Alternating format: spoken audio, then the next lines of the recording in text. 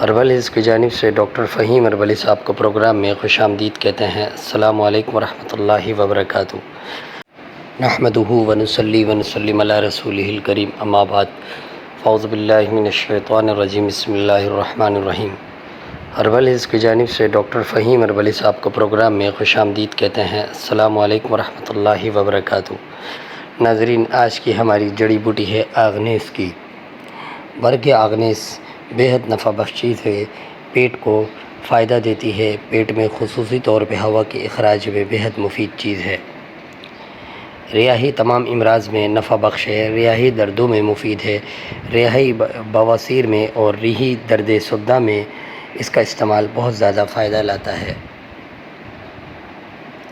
ہمہ قسم کے تشنجی امراض میں نفع بخش ہے، کھچاؤ وغیرہ میں بہت زیادہ فائدہ دیتی ہے، بے ہوشی میں بھی کارآمد ہے۔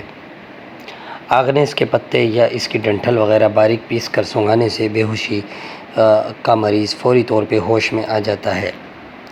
ناظرین، اس سے قبل کہ آج کے ٹاپک پر تفصیلی گفتگو کی جائے، میں یہ ضروری سمجھوں گا کہ ڈاکٹر فہیم اربلی کی طبی خدمات سے آپ کو آگاہ کروں۔ آپ سوراب گوٹ JDC آفس کے سامنے ہربل ہلز کلینک کرتے ہیں۔ دبئی، کویت، جدہ میں بھی کلینک کرتے ہیں۔ آپ مارننگ شو کرتے ہیں K21 اور GTV پر۔ آرٹیفیشل انٹیلیجنس کے ذریعے ساری دنیا میں ادویات کی ترسیل کی جاتی ہے۔ یہ تھا مختصر تعارف ڈاکٹر فہیم اربلی کا۔ مزید رہنمائی کے لیے نیچے دیے گئے نمبر پر رابطہ کر سکتے ہیں۔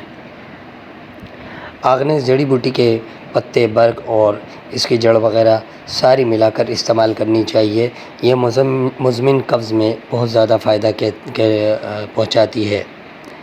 صوف عام یعنی کہ عام جسمانی کمزوری میں بھی اس کا بہت زیادہ فائدہ ہوتا ہے۔ اس کا تمام قسم کا صفوف باریک پسا ہوا شہد میں ملا کر آدھی چمچ صبح شام استعمال کرانے سے چھوٹے بچوں کی کمزوری اور ان کا دبلا پن ختم ہو جاتا ہے۔ بزرگوں کا بھی جو ضعف ہے، ضعیف العمری ہے، اس کی وجہ سے جو کمزوریاں وغیرہ ہوتی ہیں وہ ٹھیک ہونا شروع ہو جاتی ہیں۔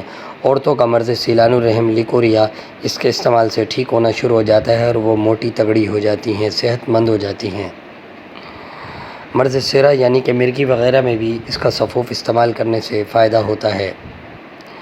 حساسیت الکبد جگر کی پتھریوں میں بھی زیادہ مفید ہے۔ ناظرین، جگر میں پتھریاں تو نہیں ہوتی لیکن جگر میں سدے ضرور ہوتے ہیں۔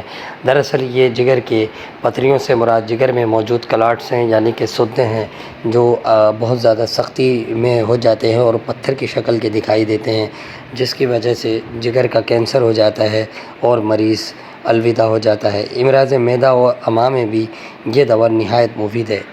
قولنج سدی میں بھی اس کا استعمال بہت زیادہ فائدہ پہنچاتا ہے۔ تو سامعین، آپ نے سنا آگنیس کا تعارف۔